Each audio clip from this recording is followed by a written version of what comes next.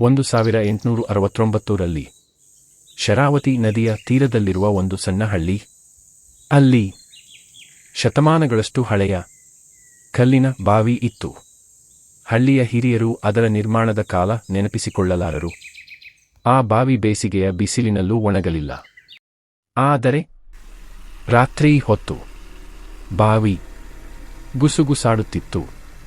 ಗಾಳಿ ಅಲ್ಲ, ಕೀಟಗಳ ಶಬ್ದ ಅಲ್ಲ, ಅದು ಮಾನವ ಧ್ವನಿ. ಒಂದು ಮಳೆಗಾಲದಲ್ಲಿ ಬಾಂಬೆನಲ್ಲಿ ಕೆಲಸ ಮಾಡಿ ಬಂದ ಹನುಮ ಇಂದು ರಾತ್ರಿ ಆ ಬಾವಿಯಲ್ಲಿ ಯಾವ ದೆವ್ವವೂ ಇಲ್ಲ ಅಂತ ಸಾಬೀತು ಮಾಡ್ತೀನಿ ಎಂದನು. ಲಾಂಟರ್ನ್ ಹಿಡಿದು ಮಂಜಿನ ನಡುವೆ ಬಾವಿಯ ಕಡೆ ನಡೆದ.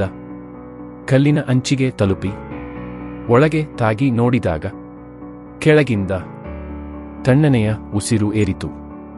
ಆ ಕ್ಷಣ ಮೃದುವಾದ ಹೆಂಗಸಿನ ಧ್ವನಿ ಕೇಳಿಸಿತು. ನನ್ನ ನಿದ್ರೆಯನ್ನು ಕದಲಬೇಡ. ಧ್ವನಿ ನಿಧಾನವಾಗಿ ನೋವಿನ ಮೊಳಗಾಟವಾಗಿ ಮಾರ್ಪಟ್ಟಿತು. ಹನುಮ ಬೆಚ್ಚಿಬಿದ್ದು ಹಿಂದಕ್ಕೆ ಸರಿಯಲು ಪ್ರಯತ್ನಿಸಿದ.